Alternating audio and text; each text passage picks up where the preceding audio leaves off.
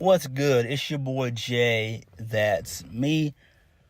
Let's dive into TNA Impact from May the 9th, 2024. An okay show for the most part. It still seems like TNA is just in a standstill. I don't think we'll see any significant change until Slammiversary. And it shows. I think right now they're just on autopilot right now. And I think that we will definitely get some significant changes come Slammiversary. Again, TNA's main problem has been their roster. That's just their main problem. It's been their main issue. So, I don't know. We kicked the show off with the lame-ass system. Oh, God. So they're all on cloud 9 because Alicia Edwards is now a champion. She's one half of the Knockouts Tag Team Champions. She also shows a video package of their accomplishments and everything. Then Matt Hardy comes out. He says that he's declaring war, and this is far from over, and he's going to make the system obsolete. Then Moose, he points out the odds. It's basically 4 against 1. And so Matt Hardy gets a steel chair, and he beats down all of the members of the system, only for a moment. Then Eddie Edwards takes out Matt Hardy. And then Ryan Nemeth shows up to make the save. So that's fine. And then it was really cool what happened next. The Albany Firebird cheerleaders, they join in and then they can't delete, which is pretty cool. So I did enjoy that. Again, I'm not a fan of the system. They suck. And this is one of the reasons why TNA is not doing well right now.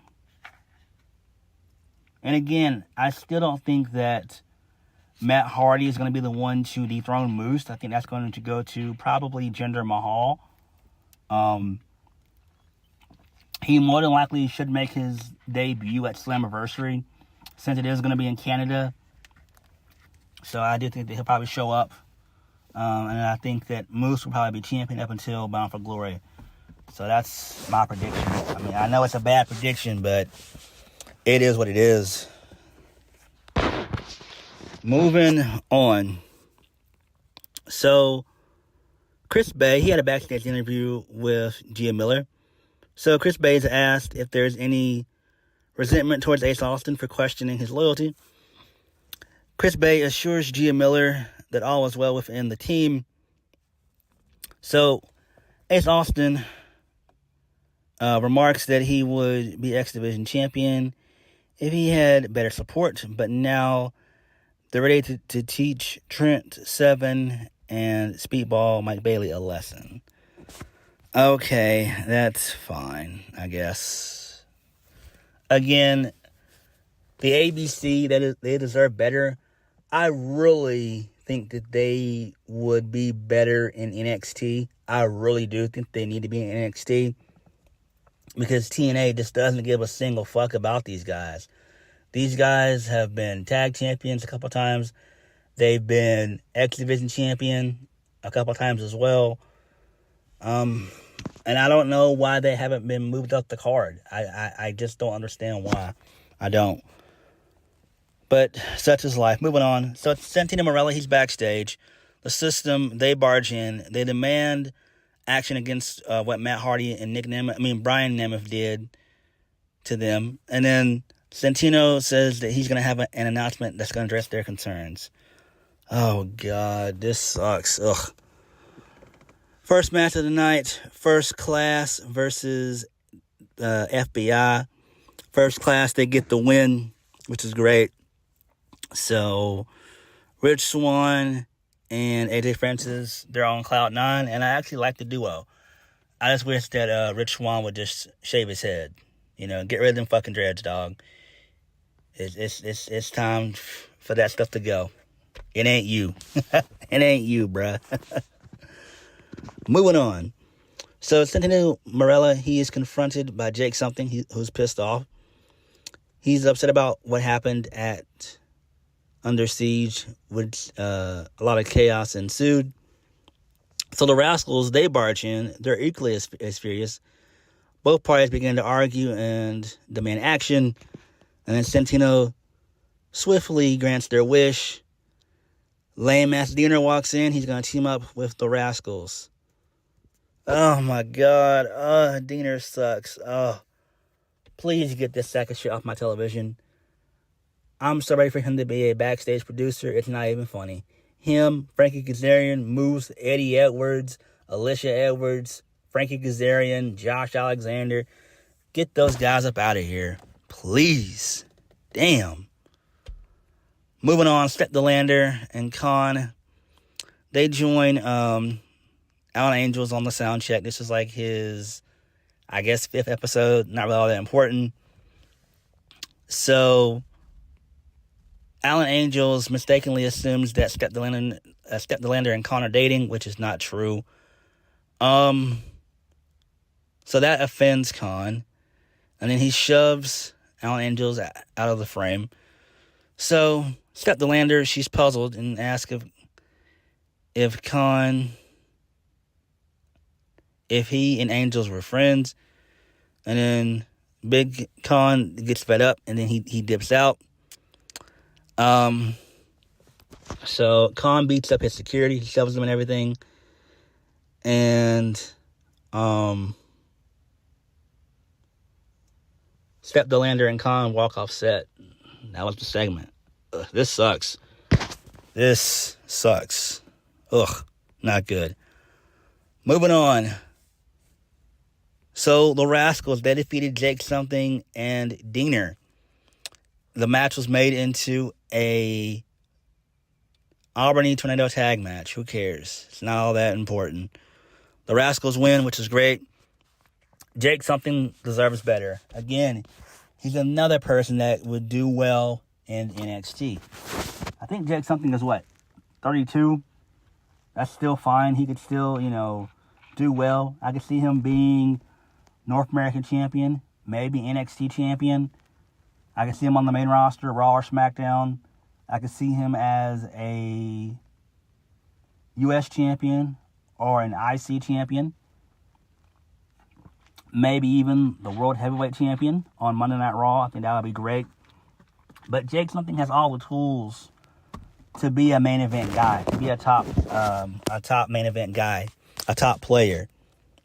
But TNA, for whatever reason, they refuse to push him. I have no idea why. They do a lot of guys like that on this roster. I just don't understand. They're not pushing guys that are going to make them marketable, make them money, and be very marketable for the promotion. But they're pushing, clowns like Eddie Edwards, Moose, Brian Myers, Josh Alexander, Frankie Kazarian, Eric Young, PCO, the bums that have been around for years that haven't done shit. Those clowns, they continue to get pushed week after week. That shit is disgusting. Ugh. Moving on. Actually, no. Post-match, the Rascalz, they were celebrating. And then Steve Maclin shows up and he attacks Trey Miguel and Zachary Wentz. And then he immediately goes backstage. He's confronted by Gia Miller. Maclin explains that he's the one who attacked Trey Miguel. He attacked him twice. And then Frankie Kazarian comes in. He interjects.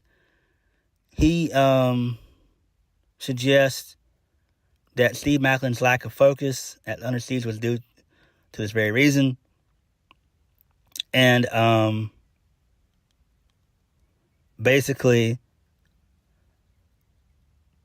Frankie Kazarian declares that Steve Maclin's now on his own. Oh my God, this sucks. Again, I like Steve Maclin, but he's not going to be a top guy. He's been in TNA for, 2 years? He's not done shit. If we're being honest, he's a gatekeeper, just like Josh Alexander. 2 former world champions, they haven't really done much of anything. They didn't do much of anything last year, And I don't think they're going to do much of anything this year. So, I don't know. But Macklin is a guy that you could build the promotion around. He's another good heel. But I don't know. Moving on. We get a really good sit-down interview with Tom Hannifan and Mike Santana to discuss his return to TNA wrestling, his history with LAX, the lessons he's learned during his time away, and the impact of his father's passing. He passed away, I believe he said it was January 1st, 2020. His decision to get sober and how that choice saved his life. This was very, very good. I love this. Mike Santana is a phenomenal guy. Amazing pro wrestler. TNA needs to push this guy. I get that he's in his 30s, but they could still push this guy. I could see him being X Division champion, maybe even have a shot at the world title. I think that would be great. But this was great. This was a great backstage interview. I enjoyed it. This was excellent. Moving on. So, Gabby Laspisa, she's the host of Gabby AF. So, she was supposed to have a little interview with Ash By Elegance, a.k.a. Dana Brooke. The personal concierge, he refuses to disclose his name, and then he presents Ash himself. So, Gabby inquires why she called Ash By Elegance. Ash explains it's both a lifestyle and a brand. So, Gabby's further questioning offends both Ash and the personal concierge. So then Gabby then shows a video of what happened to Ash. She lost at Under Siege.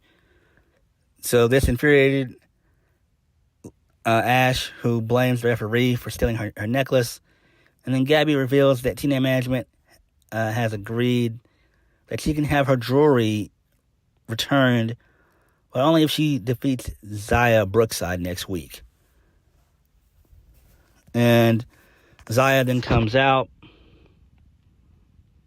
and Ash, she accepts. So that's fine. This makes sense. I actually like this. This is very intriguing. I love it when stuff like this happens. At least you're fighting for something. And this gives Ash By Elegance something to do. I still think she's going to be the one to dethrone Jordynne Grace around Slammiversary. I think they're going to continue to give her some solid wins. I really do.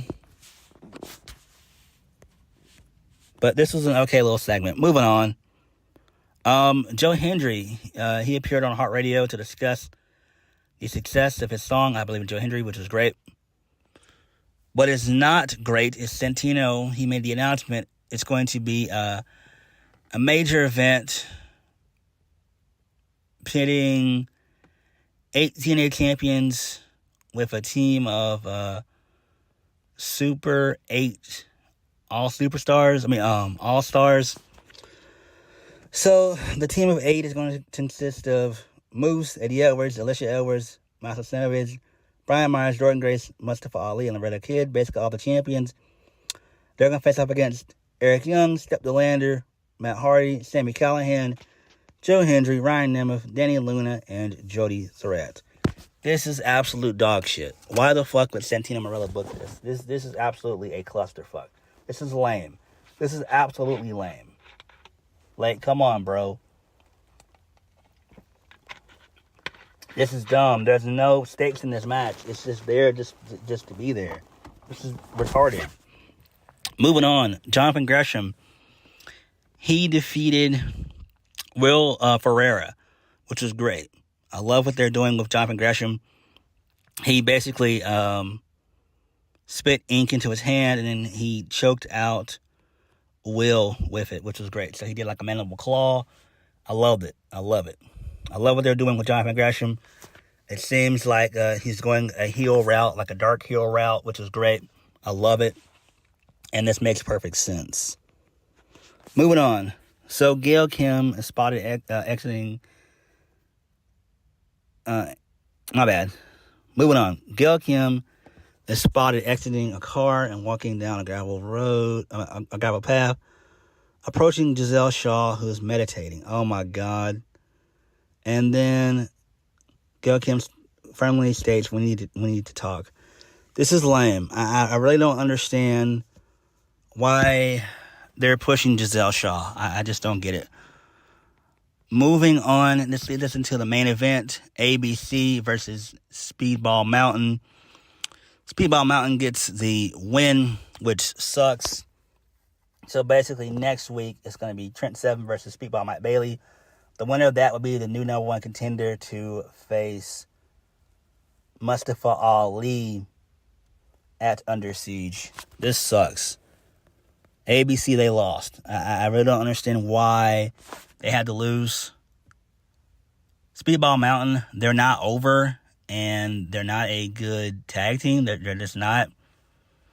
I don't know why they did this. I don't know why TNA continues to make these lame booking decisions, but it is what it is. And really and truthfully, I'm hoping that the ABC, whenever their contracts expire, if they haven't already signed new deals or whatever, I'm hoping that they can go to WWE. I think they'll be great in NXT. I really, really do. TNA was okay. It could have been better. Again, we're building towards Under Siege. We have another, I want to say, 3.5 weeks left. Almost basically like a month and a half until Under Siege. So we got a good 5-6 shows to get through. But we'll see how it all works out and everything. But TNA needs to do better. Quick, fast, and hurry. But what did you guys think? Like, comment, subscribe. Peace.